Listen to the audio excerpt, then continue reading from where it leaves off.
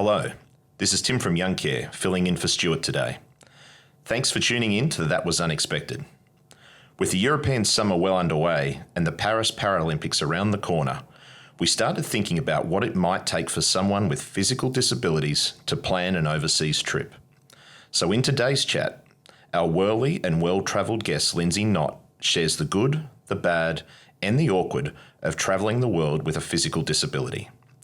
This is the first of a 3-part episode series. Lindsay's lived experience setting the scene for an in-depth look into accessibility within the travel and the tourism industry.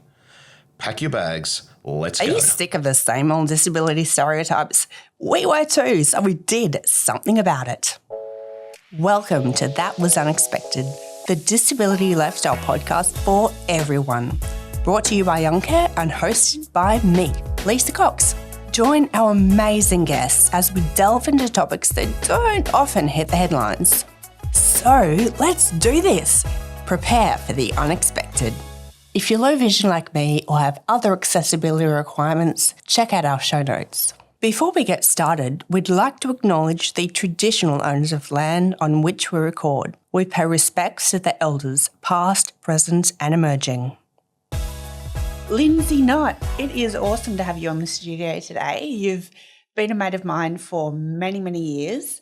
So could you start by just telling the listeners a little bit about yourself? Yeah, thanks, Lisa, for inviting me along today. Been really looking forward to our little chat. My name's Lindsay. I have a high-level spinal cord injury. I get around on 4 wheels instead of 2 legs now. Been travelling, working, enjoying life, getting out there, being a bit of an advocate for people with disabilities and like sharing my journey as well.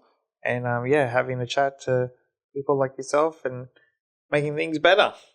Excellent. Well, we're talking today about tourism and you've probably travelled more than a lot of the able boards I know. So it's really good to have you here chatting about tourism. I know we've had breakfast and coffee many times and had chats about all sorts of things, accommodation, tourism, the transport, those sorts of things. So we'll be delving into some of those today. But for our listeners who maybe don't know what a high-level spinal cord injury is, explain that to us.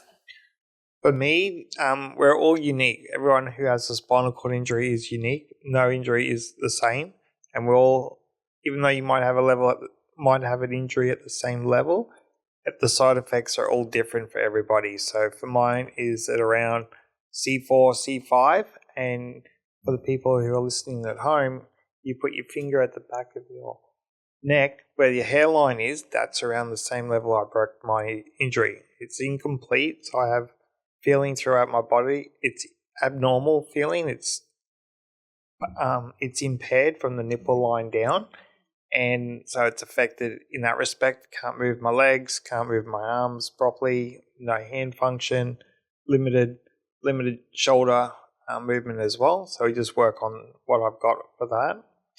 I need a wheelchair to get around in. So it's a power drive wheelchair that I use to maneuver around. And then, use a mobile hoist to transfer in and out of bed, and a shower chair, and having to have support workers to do my personal care as well. Otherwise, I'd be stuck in bed and never get out again. Yep, shout out to support workers. They're the best. Absolutely. Yeah, no, thanks for explaining all of that. And you've obviously got a lot more to think about when you go travelling than some people, and not just awards, but people with disabilities. Some people need very, very little, if anything, in terms of things they need to travel, etc. But you need quite a lot. So can you take us through just some of the things that you need or that you pack? I don't travel light. I travel with a lot of gear, and it's increased over the years from when I first started traveling to now. Back in the day, I went with a backpack, and support workers or anyone that was helping out would be able to assist. And I would hire a hoist and a shower chair, or people would transfer me manually, which was great because you don't need all the extra equipment. Now I'm traveling with a shower chair that goes inside a suitcase. I have a hoist which separates into 2 bags.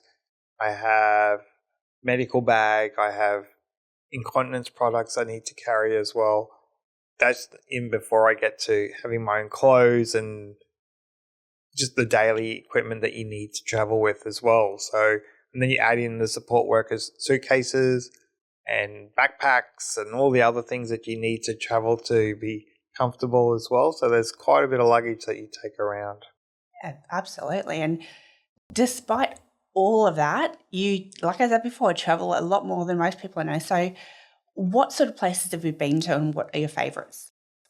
I started out small. I went down to the ski trip down in New South Wales, and then I expanded out. I had some great knowledge, great advice passed on to me from my physio, and he got to know me in rehab, and he knew that I liked traveling, and he said to me, travel where the Olympics are being. And the reason for that was because you have the Paralympics. So you always have the Olympics and the Paralympics follow 2 weeks later. So you know that city's going to have some sort of accessibility accommodated for the tourism and also for the athletes as well and everyone that participates. So I looked into that and then took on his advice and got a mobile shower commode so I could go and do that. But I also travelled domestically and I've travelled overseas. So it's been great having those adventures and being through Queensland, interstate down to New South Wales and Victoria, Western Australia, and then headed over to parts of America and would like to one day get to Europe and heading soon to Singapore. Sweet. Singapore's awesome because there's a heap of underground, air-conditioned everything and a lot of hills, but it's just me. So you and I have very different disabilities, but in a similar way, we need to travel with someone and we also carry a suitcase of equipment with us. But I know that we've spoken in the past about checking into a hotel, and I check in with my husband and they assume he's my carer. I'm like, okay, we'll give you 2 single beds. But it's kind of the opposite for you because you're checking with the carer and they're like, give you a king-size bed. And you're like, no, we just want single beds, please. Yeah, absolutely. Checking into a hotel or finding a hotel that can accommodate my requirements is really hard and it is frustrating, but it takes a lot of time and effort to get to that part. And it's always been the way we can give you a roll-in shower and, like you said, a double bed or a king bed. It's like, no, we need 2 single beds because we're not sharing and we need to be able to have that room to get around. And it's always been a struggle to find those rooms and they don't make it easy to do. And I don't know why, because we spend a lot of money and we need to be comfortable in when we travel. I think the key there is assumption, just never assuming that the other person with someone who has disabilities is or isn't their husband, or just ask and don't assume. So in a hotel room, I know one of the things that irks me, like, yes, it's accessible and you get in there and there's just a ramp at the front door, but if you want to have a shower or go to the toilet, don't forget about it. Well, the other part too is they also offer a rollaway bed or a little pull-out bed for your support worker or partner or whatever it is. It's like, no, we've paid money for this room. We deserve to have 2 beds. Yeah. I don't know why we can't have 2 beds. It's quite an easy thing to fit. So what are some of the other, I suppose, really specific things? And I'm asking because if there's maybe a hotel person listening, like, right, what can we do? What are the solutions? What would you like to see? Be upfront, be honest with everybody, but also advertise it. It starts with knowledge at the front counter of staff when you talk to them on the phone, when you look at their website, because we now live in an age of technology where we're always on our phones, we're on a computer of some kind, and you're able to go and do a lot of research. So somebody could go and book a hotel room that doesn't have a disability, find out exactly what's going on, and within probably 20 minutes, they can book a room for a week or 2, and flights will within an hour, a couple of hours, they can have it all done. Whereas when I need to travel, I need to go look at their website, but their websites don't have any information about the accessible rooms, photos showing the room of a roll-in shower, the width of the front door, how much room is in how much clearance is beside a bed and the wall. the underbed clearance height, all those sorts of things that makes it even harder. So then you have to go and contact the hotel, find concierge or find someone in reception to talk to, email them, make a phone call, send photos, asking information about the measurements, getting all that information back. And that could take a week just to get the correct information back and forward. Yeah, we've had that for sure. Getting photos of, especially the bathroom for me personally, is are there rails? Where are the rails? All of those sorts of things. But I know you need a lot more in terms of heights on beds for hoists and those sorts of things. So when you travel, are you fairly loyal to a certain hotel chain or anything like that based on what they do, how well they do accessibility? I would love to be able to do that and be loyal to them and have reward points and things like that. That would be fantastic because you could build those points and use them up. But the reality is I'd like to go somewhere different every time. If I went back to, say, New York, I'd love to go back to the same hotel there because that was unreal and the staff. Which one was that? Give them a shout out. Western in Times Square. They were unreal. I got away with, I could do whatever I want. They made it happen. They went above and beyond, which was just made the trip Cool. even better. But I'd love to have that option where you could have a frequent flyer points type of thing with a certain brand of hotel. But if you're traveling somewhere new each time, you don't have that luxury. You have to find a hotel that can accommodate you and work with that brand at the time. Yeah, I know there's, every time I go to Sydney, there's a certain hotel I stay in, and that's because I am guaranteed, I've been staying there for 10 years, guaranteed that it will be accessible. I can find my way around if my husband or someone isn't with me, and it's just awesome. And I wish I had that in other places as well because It feels like home. It's terrifying when I go to a new place and just not knowing what to expect. Will I be able to have a shower, etc.? Because the access isn't up front, like you said. So there's a workaround for that. You go to their gym and have a shower in their accessible shower in the gymnasium area. Never thought of that one. Think outside the square, at least. You improvise, adapt, and overcome. True. I've got to get used to that, but I need to take a bit of that on board. So what advice would you have for travellers with a disability in your sorts of situation? Because like we said before, everyone with a disability, different needs when they're travelling. Some people just walk in and walk out and it's no issue, but you have a few more things going on. So people who are similar to yourself with disabilities, who have hoists and travel with tons of equipment. It would be, don't give up. It's hard work. I often go, why in the world am I doing this? But in the end, it works out well because you do the research, you get to know what's going on, know your rights, have all your documentation, your emails, everything like that. Be prepared and start your traveling early by doing little trips. Like maybe do a day trip, go and do if you're based in Brisbane, go to the Gold Coast for a weekend or do a stay vacation in Brisbane and just get to know what's going on and learn along the way, or jump in and go the whole hog and go overseas and do it in one big adventure, and you'll learn a lot that way. I learned a lot when I did my first ski trip and got to know what worked, like going on an airline for the first time. And there was a guy at the gym.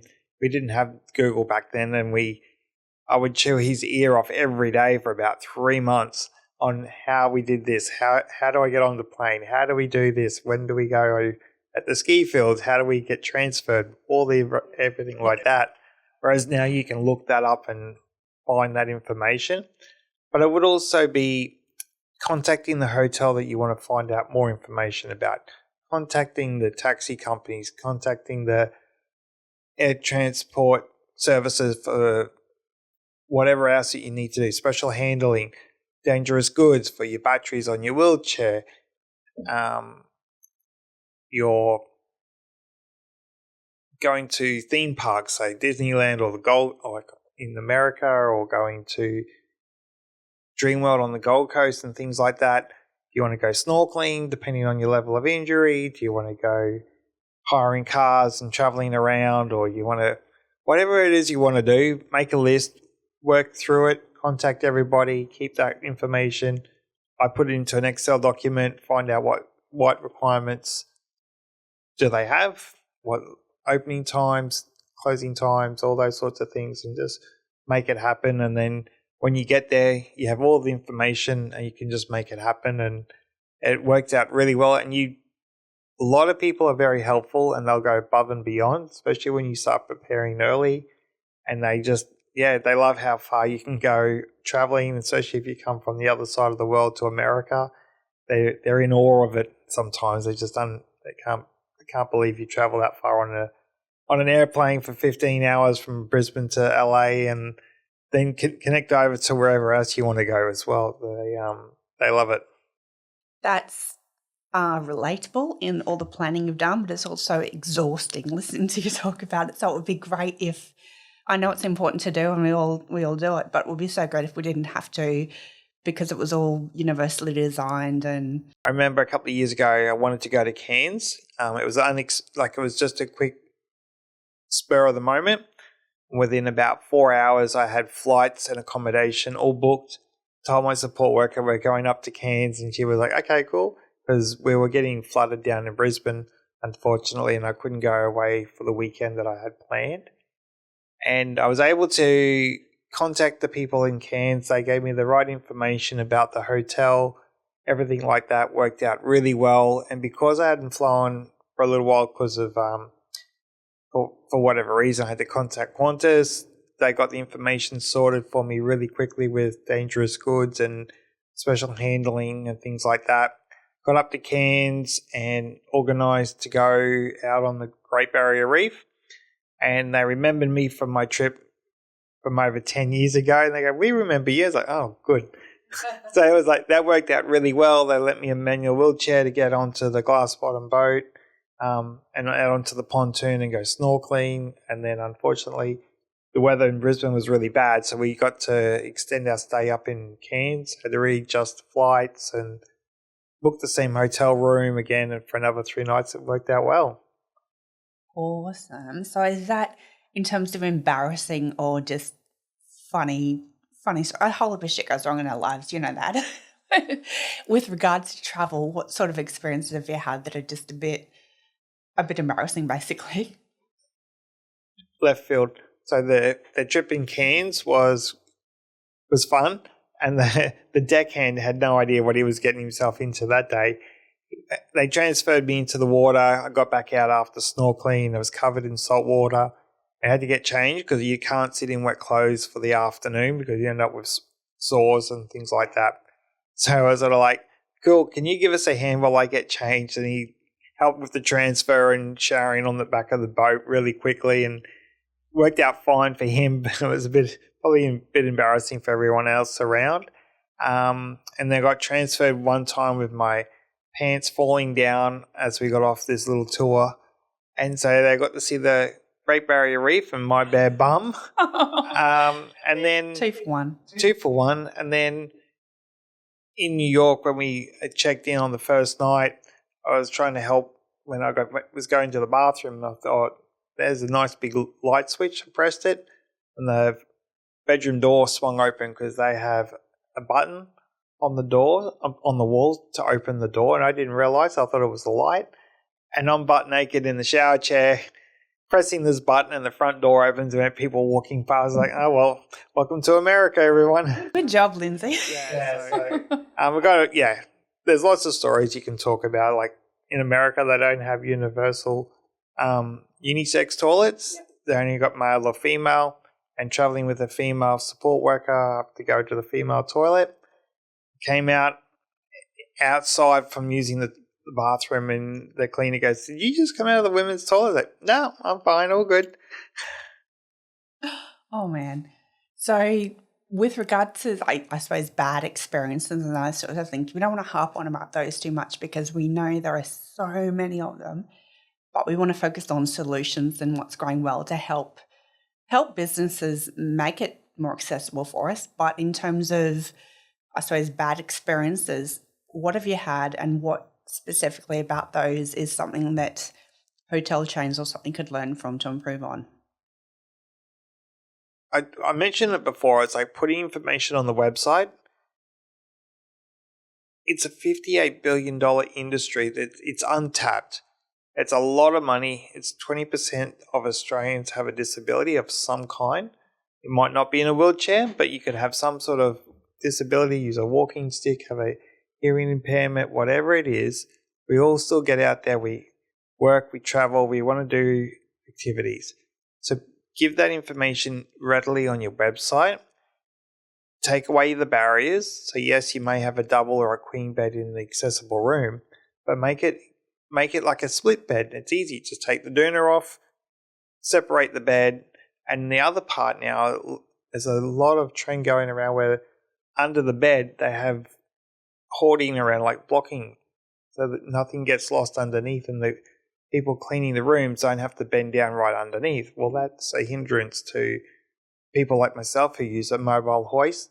They have to get transferred into the bed, so that stops us getting in. So a lot of hotel goes, oh, we can't take you because we can't get the hoist in underneath. It's like, why not? Because we can't take the paper, we can't take the board out. And you're wasting money, because sometimes most of us will travel and we'll spend our time, for example, 1 or 2 weeks in the one little town, and that's a lot of money for a hotel for 1 to 2 weeks of Monday through Sunday. So those sorts of things like that. Being open, I'd say to the hotel companies, hop in a chair and use a hoist and try out your facility and see what it's like. And then do an audit and come back to us, and like more accessible car parking, things like that.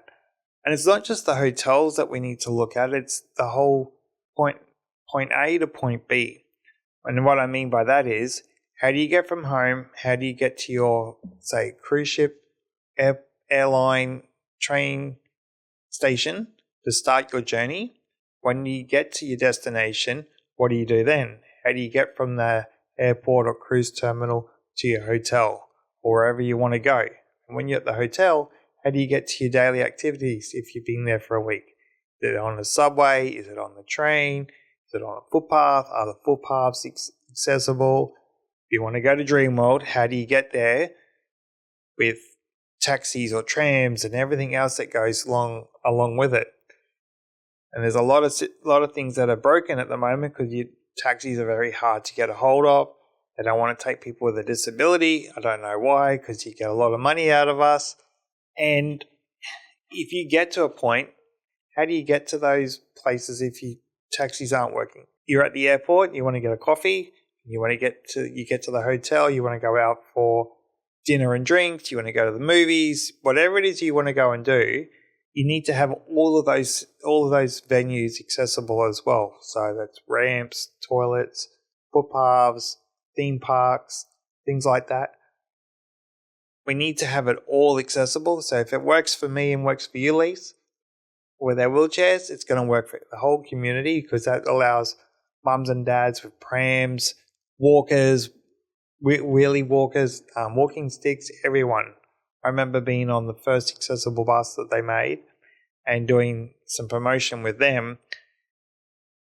Now I get on, you got to use a bus and it's full because everyone is using it. So mum and dad, you got their pram, you got people using the little shopping trolleys and everything like that. So like, how good's this? Everyone's using it now. Yeah, that's what universal design is all about. And sort of following on from that, I suppose it's another point to remember that for hotels, restaurants, anybody really, that it's not just about you and I and the people with disabilities. It's also about the many people that we can potentially bring with us. I know there have been hotel chains that I stayed at but brought several people with me that also stayed there. So it wasn't just about making it accessible for me, but by making it accessible for me, they also opened up that business to a ton of able-bodies as well. Restaurants are the same. Absolutely. Yeah, you could have yourself and your partner or a carer, and you meet with some friends, and then you're going out for dinner, and then it's, where else can we go? What else can we go and do? And then if you're doing some day activities, all of that too. So you got 10 people you're bringing into a restaurant or a museum and things like that.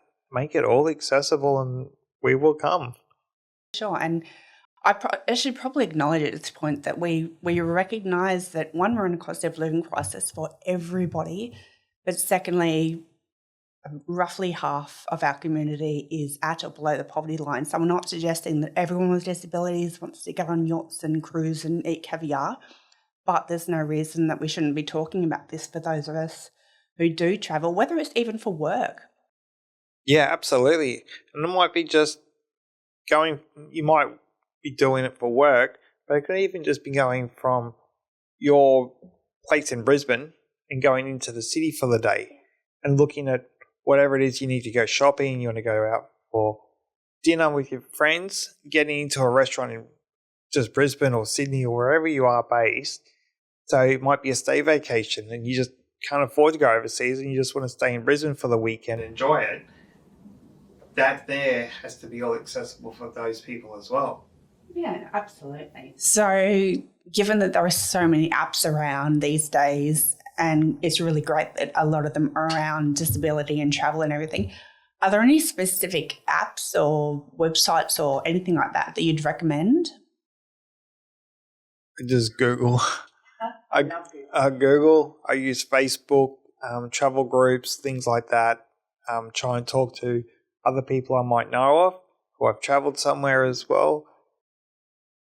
Lindsay, you are a wealth of information when it comes to travelling with a disability. And you talked before about some tips and tricks, but it's a tricky one to get out.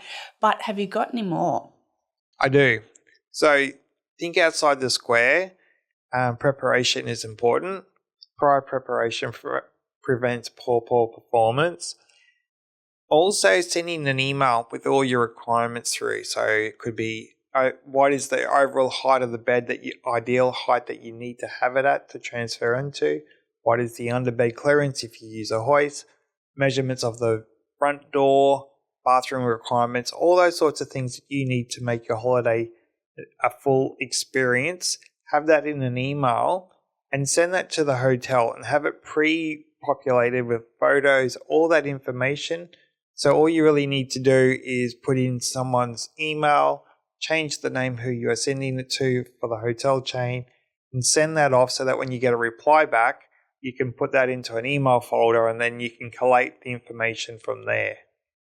Great tip. Thanks very much for that.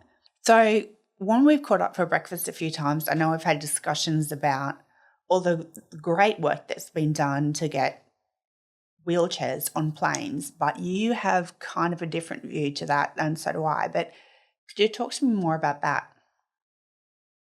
Yeah, there's a lot of people talking about trying to get people onto airplanes and have them stay in their wheelchairs.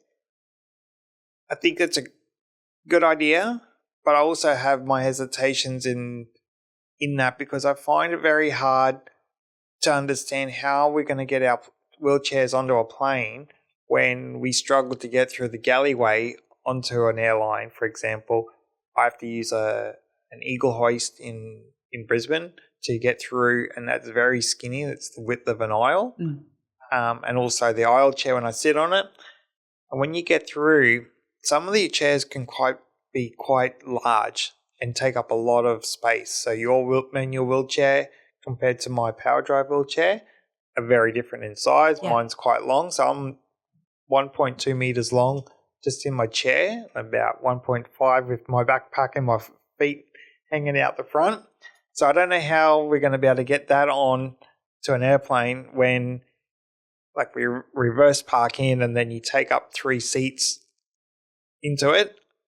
I would love to see how that's going to happen, but I also think we spend a lot of money on, this is my own opinion, but we spend a lot of money on maybe trying to make planes accessible and more accommodating, but why can't we put that money to having a great experience through the whole journey and making sure that our wheelchairs don't get damaged when we board and disembark, and our chairs that range from $5,000 up to $30,000 plus don't get damaged, and we can have a great experience and then an enjoyable one and get off at the other end, get our piece of equipment and have a happy journey. I think it's, I love to see the design and love to see all the demos actually on a plane, not in a conference room where people are reversing in and go, yeah, that's fantastic, but how does that work in the real world? And also too, how often do people travel? Like I do travel a lot, but it might be twice in 1 year, or it could be sporadic and be 2 or 3 years before I travel again. So how often are we all traveling and all those sorts of things like that? And will that price point go up? And will that price point go up as well? So we might take up 2 seats. So does that mean we have to pay for those 2 seats as well? Yeah, really good point. I think it's great that they are looking into it, or that they are, finding solutions. But at the same time, the taxi system, we need to be able to get to the airport first. Yeah, if we can't get to the airport, we're not getting on a plane. So yeah, I think there's a lot of work needs to be done. And so what sort of things do you like to do when you're away? And the reason I ask this is a problem that I've had in the past is that the assumption is people with disabilities, theme parks, and that's it. It's like, no, we want to maybe sit around and drink cocktails or whatever, but there's so much that we can do apart from just go to theme parks. Yeah, absolutely. I always go, I'm just going to have a day to myself when I'm away on holidays, and I don't think I've ever done that once. Experiencing the local area, like when I was in New York, we went to the baseball, went on a helicopter ride, went in Canada, I'd go up to the mountains and check it all out, national parks, go around the local town, walk around, experience it all, go and check out whatever is around. Are you crazy enough to go skydiving or do anything like that, or? No skydiving. I would have wanted to back in the day, but no more. All the adrenaline stuff is off the table. But yeah. I love to go on a helicopter ride. That's my one thing I like to do, is always try and go on a helicopter ride. I remember my first time overseas and went up to Canada, and it was like there was this helicopter opportunity. It's like, I'm doing it. The guy behind the counter said, yes, we can book you in. I paid.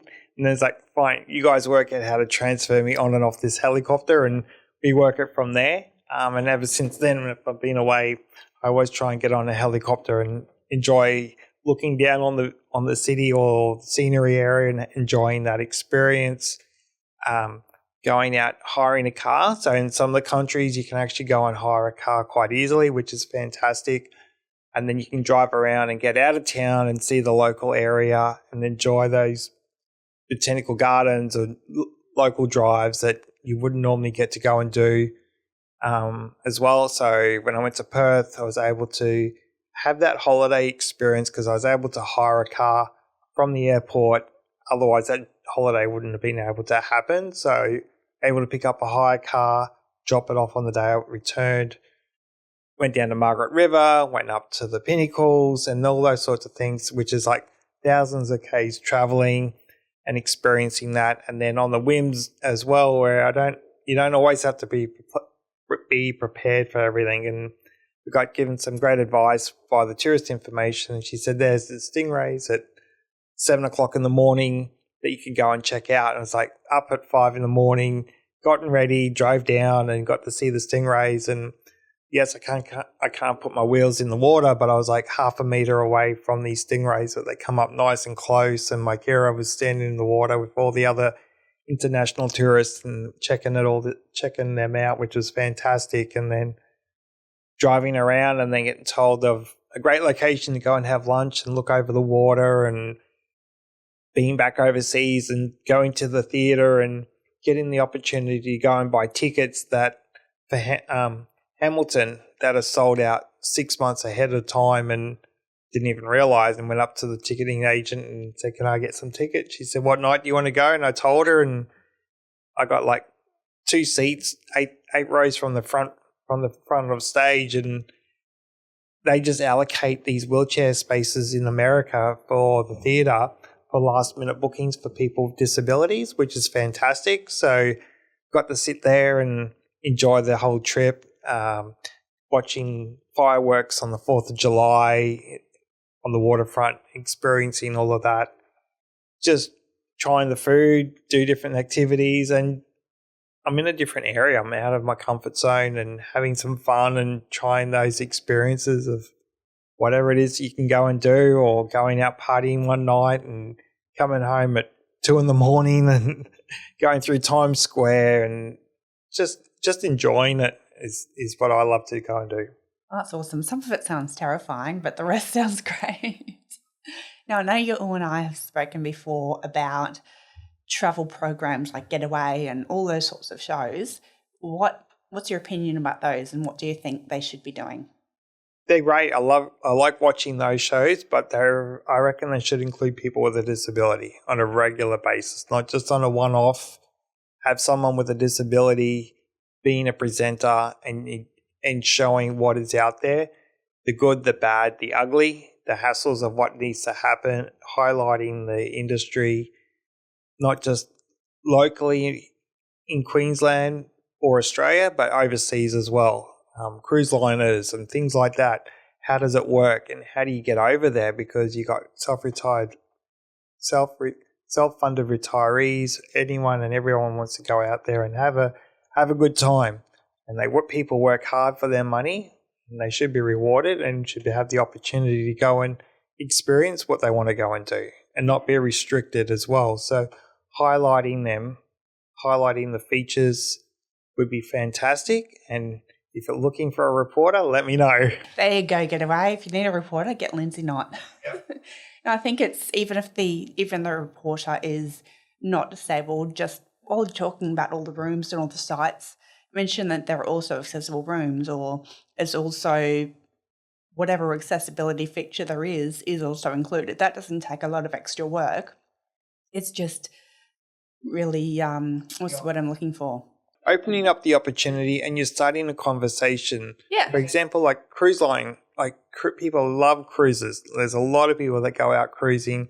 They're affordable. They're easy to go onto. For example, you could go through a whole heap of different countries and experience a day in each place, like those Kentucky tours you do in Europe and things like that. You can do them on a cruise. And I've done several cruises where you've been able to hop on, take your luggage, get on the boat, and then end up in 5 different ports and experience those opportunities, which you wouldn't normally get. But some of those rooms they're all accessible. Sorry, they're not all accessible, but they're the rooms that they are. They've got the opportunity to put a hoist under the bed quite easily, because that's where they store the luggage as well. Beds can be pushed together for couples, or they can be separated into 2 singles. And they can do that on a cruise boat that's quite small. So that's done easily. And you got internal cabins, external cabins, but cruise liners need to make more accessible rooms, because a lot more people want to travel, and we don't always want to be on an inside cabin, because they're like a little prison cell, because you've got no windows around. Yeah. But I think, they do it well, but there's a lot of boat trips that have some restrictions as well over in Europe, which makes it hard on the river cruises. But I think everything's coming around. Like, a lot more people are becoming accessible, which is fantastic. And the people on the boat, the staff members, are awesome. They help you out. They go out of their way to give you a hand. I've been on some cruises where I can't get off, which is understanding, because you can't use a tender boat. So on those days, if my support worker wants to go off for a few hours, that's great, because I can get set up on the back of the deck, enjoy some sun and overlook the water and the port that I'm in, read a book, or just chill out, and the staff members will bring cocktails or drinks over when I'm ready, help out with some food, and then my support worker will come back. We'll have lunch together and then just enjoy the afternoon. Yeah, I suppose that's one area where I'd love to see them do some work, the ports themselves, because we've looked into cruises and the boats are pretty accessible, which is fantastic. But then if you want to disembark and see the sights, you can't, because the ports aren't set up and they're not particularly accessible in a lot of instances. So the boats are nice to stay on, but that's kind of all you can do. Yeah, absolutely. And I agree with that, because there's been parts where I've gotten off and you can't get a tour because the buses aren't accessible, because they don't take – the buses are accessible for someone who can take 1 or 2 steps up in, and they got a walker or a walking stick, but they can't take someone who's confined to a wheelchair into the bus because it's not built for it. But they need to build it for us because there's a lot more people wanting to get out there and travel. And for the listeners playing at home, I went to Vanuatu on a cruise and got told I can't go into town because I don't have accessible bus. I was like, how far is it from the cruise terminal to the main part of town? And I said, about 5 Ks. I was like, perfect. Get me off. I'm going in by myself. Of course you did. I drove in on the road and my carer went in the taxi and followed. Yeah. And I'm holding up all the traffic because I'm doing like 10 Ks an hour, and all the locals come past and they're beeping their horn at him at the cab behind me. And then they realise I'm in the chair holding up all the traffic, so I'm the talk of the town. Got back on the boat and everyone's going, we saw you getting into town, that's so cool. Things like that, which is great because if you don't try your own little adventures, you're just going to stay on the boat. So I was like, I had a great experience. Got to see the locals. They were very helpful. They lifted me over potholes, up and over. Brilliant. Over the gutters and all sorts of things like that. So they love it. They love seeing you out there and giving you a hand, and I think that's a great experience. Oh, absolutely. I think it's a reminder as well to whether it's a cruise or hotel or something else, it's not just about that venue, but it's places around it, whether it's a local cafe needing to be accessible, or the roads or something else. I know we stayed in Fiji a couple of times and the hotel was great. It was accessible, but anything outside of that was just a train wreck to try and get around. My mum gave me a bit of advice. She said to us, talk to concierge. They know what's going on. And in America and different countries, you do have to tip them, but they got great knowledge as well. And they have given great advice over the years as well of going to experience some activities, or they'll go and do some research for you. And yeah. One guy came back and said, we can do 2 helicopter rides, one with the door on and one with the door off. I was like, I'll do the one with the door off. And then turned out they couldn't get a transfer to the helipad. So we did the one with the door on. But that was unreal because I actually got to travel around the whole island and overlook it, which was even better than the first option they offered. So, and the accessibility is all built in because they had a little crane, awesome. So they have a little machine that goes up the side of the helicopter, so you can transfer from your wheelchair onto the seat. And then that goes up like an elevator, level with the seat on the helicopter. And I have a slide board that I use that goes between my chair and the seat, and between my support worker and the ground crew. They were able to slide me onto the seat and harness me in, and off we went around the island, and then landed and did the reverse to get out and back into my chair. Excellent. You don't do things easy, do you, Lindsay? No. So, Lindsay, you said something before that was really interesting that I'd like to come back to, and that was that on cruise ships, the rooms are like prisons on the inside. But extending on from that, I sometimes find when I'm traveling to a new place that the only accessible room is on the ground floor place, facing the car park or the bins or something. And it's a problem we have sometimes. It's like people with disabilities want to be able, I'm generalising here, want to be able to look at the ocean or appreciate a nice view. I mean, I'm no use because my vision's not great. But what have you found in terms of the accessible room as being the worst one in the whole hotel? So I've not really had a really, really bad hotel outlook. It's more about getting into the hotel that was more difficult. I did have one where I was at a backpackers and went up there for a night and went to go use the accessible bathroom, and it was filled with all the janitor cleaning gear. So they had it all locked up with all the cleaning gear in there. So the room was okay. It was just the bathroom I couldn't get to and use. So that was a pain. So I understand where hotels put one accessible room in, maybe two, and it's overlooking not a nice part, but they should make it also where it's got a suite room, or it's got a room where, for example, you might be invited guests and they put you up in a hotel, but you can't be put up in the nice room because it's not accessible. So I think they should offer a variety of hotel rooms for everyone, every pay level, and enough parking and all those sorts of things to make it easier. Yeah, and I know that I did an interview a couple of years ago with the ABC, and it was all about how business owners in hospitality and tourism can make it universally designed and accessible for everyone, because there's this assumption that if we have an accessible room that has rails, for example, that we can't possibly rent that out to anyone who's not disabled, but that's definitely not true. So, Lindsay, you and I are well aware of our own specific requirements for travel, but the disability community is obviously so diverse and everyone's got different requirements. Yep. What are some of the other things that you're aware of that people who are, say, vision impaired or deaf or something might need? Excellent question. Everyone has their own specific requirements when you have a disability, but to make it more inclusive for everybody would be to have emergency cords. So what I mean by that is, in the bathroom, you have a little pull string. So if you were to fall out of your shower chair or have an injury, like have a seizure, for example, there's the emergency cord that you could pull, which would go down to concierge, so they know if something's gone wrong. They can come up to help. They can have an emergency button on the bedside table as well. And for people who have a hearing impairment, would be a strobe, for example, where there's a fire alarm, the light will flash, bed shaker alarms that you could put under your pillow as well.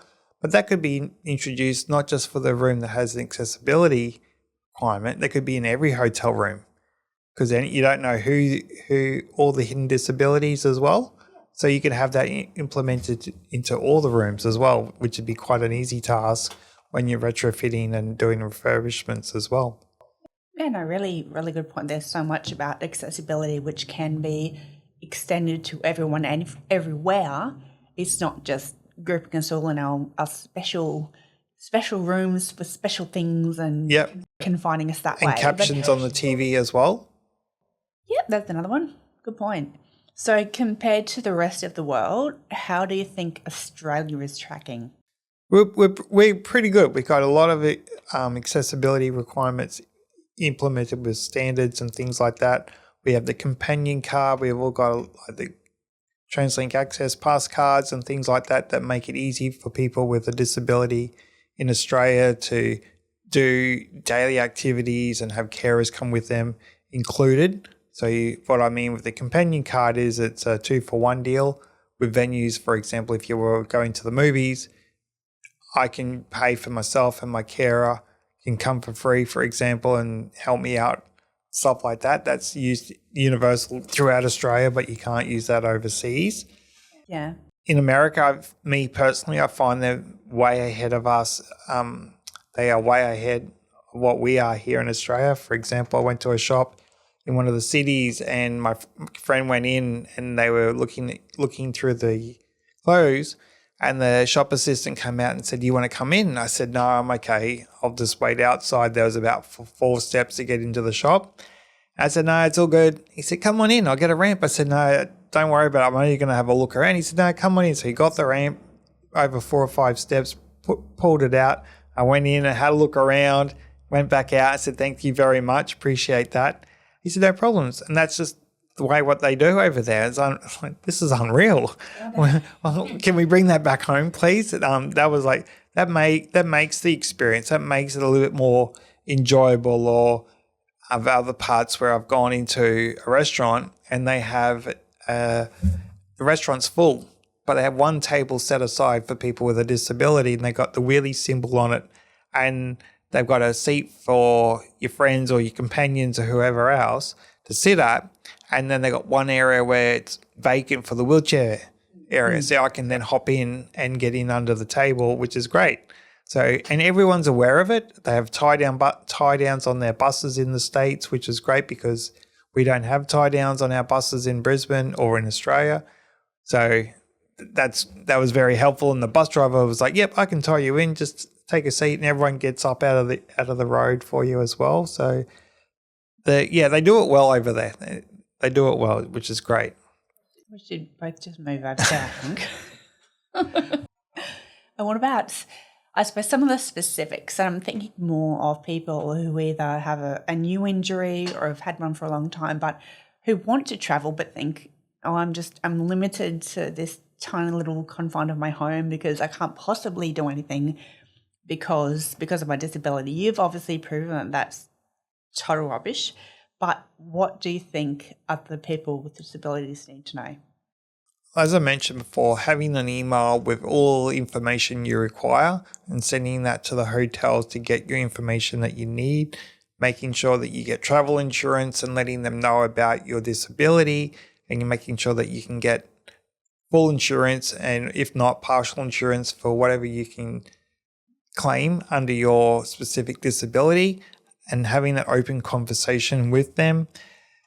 Taking medications, making sure that you have enough for your trip, maybe for an extra week or two, so that in case something does go wrong and you're stuck overseas or you run out, you have enough there to have for you, not just medication, but incontinence products, things like that. Making sure that you've got the right equipment. Making sure that your support worker, like I travel with a support worker, so making sure that they're fully aware of what's happening, having a clear agreement with both parties, making sure that you're comfortable with everything as well, and having downtime apart as well is very important because you don't want to burn each other out. Yeah. I'm a go type of guy, and you want to make sure you got the right person to do that with you as well. Thinking outside the square. So like, for example, there might be a day where it's raining and you can't go and do what you would normally do. So you might go find a restaurant or a coffee shop and sit there for a couple of hours and talk to someone and go, you know what, you guys can go over here. This is happening today, and think like a local, or think outside the square and be able to go down and do a different activity that you wouldn't normally think of doing. So sometimes they work out just as good as anything else. And be bold. Don't be afraid to ask questions of what can I go and do. And I remember one time I'd had a tour booked and we went through to the Amish community and everyone was getting these buggy rides. It was all included. It's like, I want to do this. So I asked them and they said, yeah, we can get you on. And a couple of the guys lifted me up and my carer got my cushion and we stuck that on the seat and sat on that and went and did the buggy ride and come back, which was great. It was horse-drawn buggy ride through the Amish community, which was fantastic. Yeah, I'm not sure they would have been up on motorised wheelchairs with the Amish community. No, obviously not, because when I got back, my wheelchair was covered in hay. So I don't know what was going on there, but I also think that getting to know your own body, knowing what you can do, especially when you're traveling on a plane, because you can sit on economy, premium, business, you can do it all.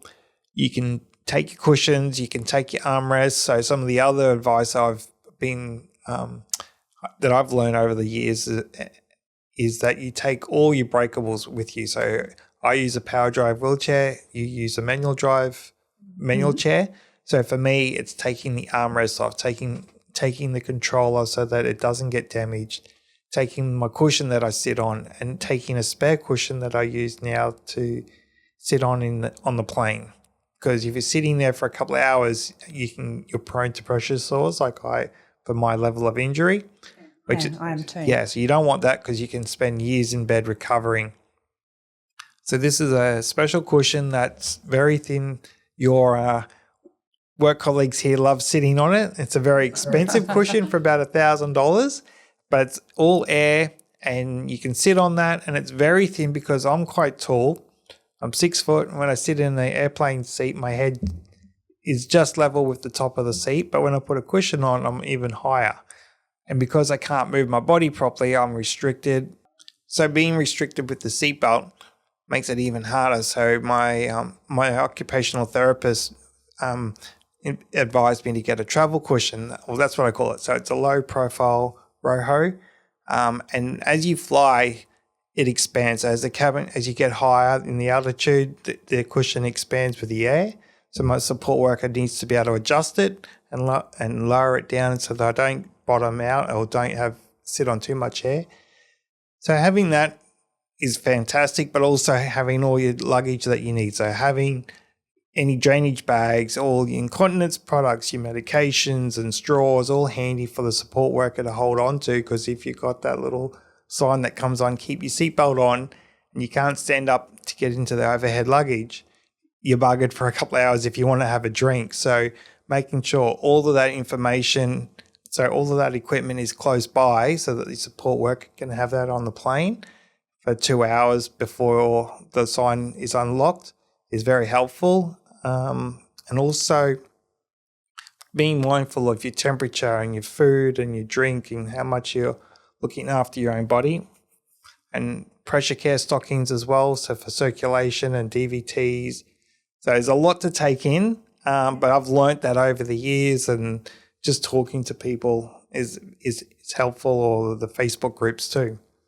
Yeah, I think what you said before as well about just being, some people don't like the word brave, but just being brave enough to ask, whether it's asking a flight attendant for a blanket because your temperature's dropped too far, or asking someone for help up a hill when you're traveling. But people are a lot more willing to help than we sometimes think they are. And you said something before about knowing your rights and a story about that. Could you repeat that for us? Because I think it was really important for listeners to know, or those with a disability. Yeah, I like to travel with Qantas because they look after me really well, and I think you do too. Yep. But when I have my luggage checked through and I have another airline connecting, they have to take all of my luggage with me at the same and not pay an excess luggage fee.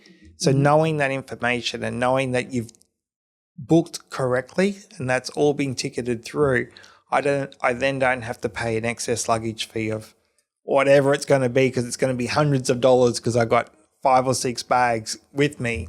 So making sure that you have that paperwork showing the staff members that information so you don't get billed at the other end, but also knowing that if you just talk to them like a normal human being, you can get your point across, and they understand what's happening then, and they can look into your history and know what's going on as well. So being upfront with the airlines at the very beginning, putting all that information through, yes, it's a lot of hard work and time consuming, but it pays off in the end.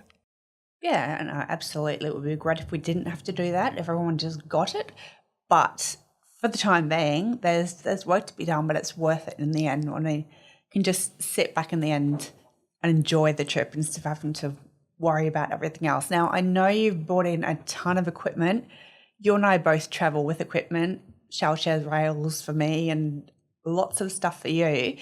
But I was wondering if you could take me through some of that for people with and without disabilities, just to give them an idea of what a trip means for you. So it's not just a case of, well, throw the bikini, some sunscreen, and we're right to go. You got a lot more going on. So can you explain that to me? Yeah, so I use a hoist. So that's a machine that lifts me in and out of my bed, in and out of my shower chair, my wheelchair, and my support workers will put a sling that goes around under my legs, around behind my back, and then the machine, it's like a crane that gets wheeled in under the bed, and then they hook it up and they raise it up with the remote, and then they wheel me out and position me over my shower chair or my wheelchair and put me into position and then get me set up for the day. And then when I come back at night, they take me out of my chair and put me into bed in that respect. So that's where I was talking before, when they put the blocking underneath the bed, that stops the hoist going under. And what about the bed block that you brought in, the grey one? So I travel with these bed blocks. They're full. I carry 6 now, and they go under the legs of the bed. So as we all know, beds come in different heights and sizes and all sorts of things like that. And on some of the beds, when they're really quite low, and you can't get the hoist under, there's an easy fix. You just put these bed blocks underneath and it goes under the legs and it raises the bed up. So that way I can put the hoist under, or for people that don't need a hoist and they want the bed a bit higher, to transfer for someone like yourself, Lisa, or someone who has paraplegia, and you want that nice smooth transfer across so that it's easy to do, you can put these bed blocks under and then it makes it nice and even. If the bed's too high, it's too hard to transfer up into. It makes it very hard. One transfer is going to be uphill, the other transfer is going to be downhill. So you're going to have a hard landing somewhere. And I've learned over time now that I travel with 6 of them, because some of the beds have 6 legs and you want the leg in the middle to be supported, because when you're lying on it, you can't get the hoist under because there's a bit of a bend in it. Exactly. What about slide boards? It's something I've used before, but for all the listeners who aren't quite sure what they are. Yeah, slide board's like a oversized serving tray that I use between my wheelchair and a bed. And I carry it as a backup because like I was saying, I use a hoist. But on those occasions where you're out and about and you're stuck and you can't use the hoist, I can use the slide board. So it's a board that I put under my bottom in my wheelchair. I position it next to the bed, and the support worker can transfer me onto the bed, and I can sort of position myself in a way where we can slide to and from the bed. But it also can be used for people getting in and out of their car, getting into some other whatever activity they want to go and do, for example, roller coasters and all those sorts of things as well. So people can use that, or the helicopter, like I mentioned. So that's very important too. Yeah, it's kind of like a bridge, I suppose, between 2 different seats. Yes, and talking about the hoist, one of your staff members hopped in it before just to experience, and they really enjoyed it. I think it's quite uncomfortable, but you can understand when they have, like your staff member having a practice in it, you can understand what that experience is like now, of why those beds need to be a certain height and things like that. Yeah, no, absolutely. So for hotels or any sort of tourism venue out there looking to make things more accessible, where do they start? What do they do? What's the first thing they should look at? Call up people that have a disability, or if someone's coming through, listen to what they're suggesting. Hop in a wheelchair and hop in the chair for a day and go through the whole hotel, the cruise ship, whatever it is that you are running, so you know what it's like for that person to come through and experience that journey. Going to the toilet, buying food, going to the kitchen, going to the gym, whatever it is that you're offering, go through and experience that, so you know what that lived experience is for a couple of hours at least, and you can then reflect back on that and change that, how the staff members interact with customers as well, because we are the paying customer. How do you talk to those people and things like that? The concierge, all those sorts of people, the people on the front gate of the theme park, the museum, the restaurants, all those sorts of things like that. It's all very important that they all experience it.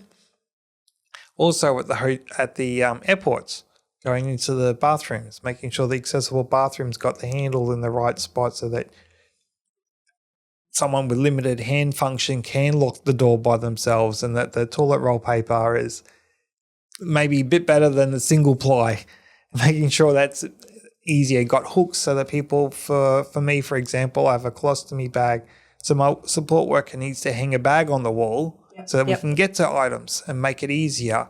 So having those on the bathroom walls and going through the lounges. So for example, I've been fortunate enough to go into the business lounge before, and those bathrooms are really well maintained, but making sure those other bathrooms are well maintained, and having those emergency cords as well, and the speakers in there so you can hear the boarding calls and things like that.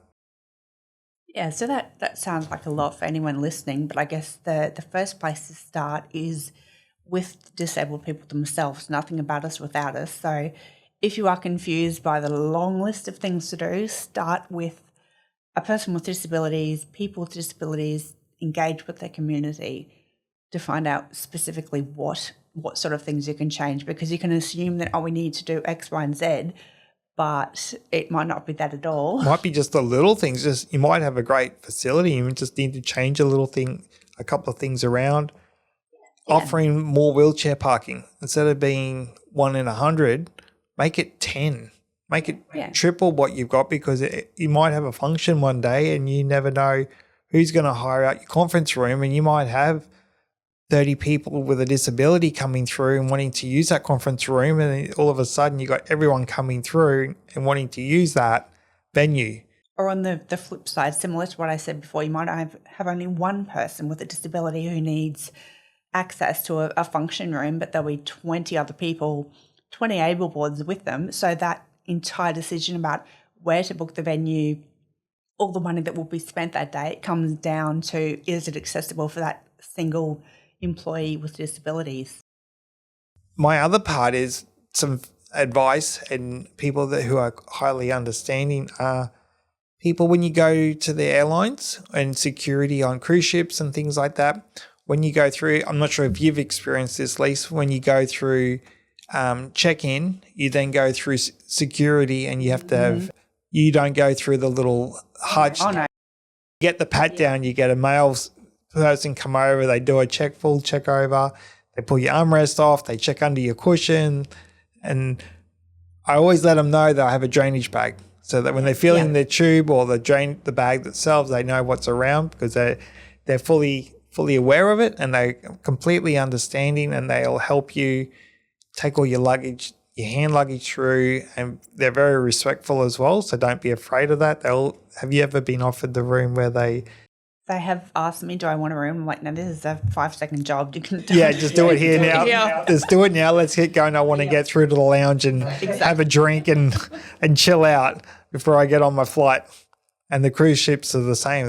They're all very accommodating, and they're well trained in that respect of it.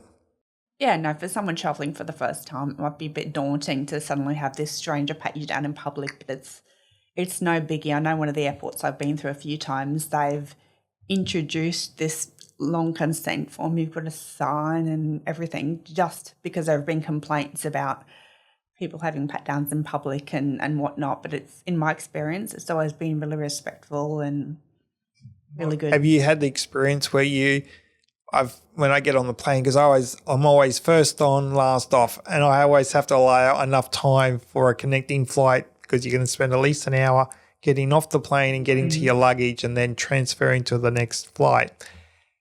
And it's the same when you get on. I always have to get to the airport maybe 3 hours earlier, so that you can, well, that's just me as well. I love being early. You've checked in, you get through, you get onto the plane, and you get on before everyone else, so they allow you enough time to do your transfers and get comfortable. But I always have the air hostie, the male or female, will come down. The male or female air hostie will come down and have a chat, and they give you a one-on-one briefing on what's going to happen. And they give you, sometimes I've been really lucky, they'll give you a glass of champagne or some drinks that you wouldn't normally get. Oh, la-di-da. No, so I've been very lucky in that respect. And my carers go, how lucky are you? You get all this special treatment. It's like, well, there's a reason why I'm getting it, because yeah, can't walk, so we get champagne instead. Yeah, we get champagne instead. So yeah, no, they do go out of their way to help you out. Yeah, no, it's always pretty good in my opinion. I know there have been some horrible experiences, people I know who've had really terrible experiences, but it is largely good, and we do want people with disabilities to travel and see the world and get out. And yeah, so I suppose that's one of the reasons we wanted to talk about travel and tourism on this podcast, was to encourage more of that. Yes, absolutely. And if the tourism industry is listening, jump on board. And the airlines and things like that, if you're looking for people to do a review, I'd love to write in your magazines about your destinations or what's happening at the airport, and how do you get from your parking and taxis and all those sorts of things, to write about those in your magazines and your journals and whatever else it is, and share that information, and have people like myself or you going through the airports and giving reviews and feedback to the airlines and whoever else, that you can share that information, cruise companies, the whole lot. Yeah. So are there any people who you follow personally on social media or something? Because I know there are a few, I'll call them disability influencers for want of a better word, but who are out traveling, which is great, offering tips and tricks and those sorts of things. So apart from yourself, who else would you recommend that people have a look at? I like watching your journeys as well, Lisa. Mine are pretty boring. I like Squirmy and Grubs. There's Roll with Cole. There are a couple others that I follow on YouTube and Instagram as well. And what about you? Where can people find you, Lindsay? They can find me on my C5 Life. It's a play on my disability level of C5, of my level of injury. I have a YouTube, website, Instagram. All the socials. All the socials, podcast, the whole lot. Got it going on. And you said I should get back onto TikTok. Yeah. We'll have to have a look into that one. LinkedIn, the whole lot. Got it all going on there. And like sharing my journey and sharing that around so other people can learn as well. Without that knowledge, it all goes nowhere. Oh, absolutely. I remember you saying ages ago when we caught up that it's not just people with disabilities who find your content really interesting, but allied health, OTs, physios who are like, oh, okay, so that's a lived experience. How you, what were you telling us this morning? How you either ate a burger or did something. Oh, yeah. So on one of my trips, so we had to, we hired a car. We couldn't get out and do what we had planned. So we hired a standard car, and I had my slide board, which I take with me. And we got into the car and we were driving around, and it wasn't worth getting out for lunch. So I just sat in the car and had a road trip and had a toasted sandwich. So I didn't have my normal tray, which I have at home, but I have the slide board. So I put the slide board on my lap and ate this toasted sandwich and just said, this is how you eat a sandwich on a road trip when you don't have a slide board. When you don't have your tray, use a slide board. And I got 100,000 hits on that one, just giving that little bit of information. So it's, thinking outside the square. It helps a lot. Just be ready to adapt. Be ready for the, no planned words here with the podcast, but ready for the unexpected, I suppose, because as you've shown, traveling is absolutely an option for people with all sorts of disabilities. And as I said at the very, very start, you travel more than most people I know probably, even though you also have more challenges than most people I know. So bravo to you for just doing it. No, thank you. Thank you. Appreciate that. We always ask our guests at the end, what about them or things I've talked about is unexpected? I am so organized that sometimes I'd forget things, which is unusual. But I had an experience when I got to Hawaii, turned up, unpacked, and go, I've forgotten my charger for the hoist. And I'm here for 10 days and a 1 week holiday on a cruise. I'm like, wow, what am I going to do here? So we just did the bare minimum of transfers, looked around for another charger, and finally found one. And it was great. It was actually meant to be because the company that I found to hire the charger actually had a beach wheelchair that was accessible. And they said, we can loan you this chair. And I hired it for a week, and they brought it over, and I actually got to go into the ocean for the first time since my injury and experience that adventure, which I wouldn't have happened if I had taken my charger. And so that was unexpected. It was a great mistake looking back now. And it's just things happen for a reason sometimes, and that was meant to be, and it was great. And that was unexpected, I can tell you that. Oh, it sounds excellent. Well, Lindsay Nott, thank you so much for coming to the studio. You have done an amazing job telling us all about tourism and disability and travelling so much. So where are you off to next? I am off to Singapore for a week. I really don't like the weather in winter. I struggle with the cold, but I'm going over there for a week to warm up, experience Singapore, all the accessible features that I've heard all about. I've done a lot of research at the moment of what to do, where to eat, what I can go and do with Universal Studios, all sorts of things. I'm going to document it, going to check it all out, do a couple of reviews, and really looking forward to it. Oh, that sounds awesome. We'll have to catch up for brekkie again. You can fill me in on how it all went. Yes, absolutely. Have you been? I have, and it was fantastic. Lots of air conditioning, which I loved. But yeah, really, really good, and we can't wait to go back. Awesome. All right, thanks again for coming in, Lindsay. No worries. Thanks for inviting me along, and hope that we have enlightened a lot of people. Get out there and travel, and that's how you do it. Woo! Yes, happy travelling, people. Happy traveling. Thanks for listening to That Was Unexpected. If you liked what you heard and you want to hear more, then hit subscribe wherever you get your fix. Have any questions or topics that you'd love for us to tackle? Great! Email podcast@youngcare.com.au. We can't wait to hear from you. Check out our show notes for transcripts, video recordings, and to find out more about our guests, plus the useful resources they share. You can reach us on Facebook, Instagram, X, and LinkedIn at Young Care Oz. Let's not forget, an inclusive community is everyone's business. So let's keep working together to break down barriers and smash some stereotypes.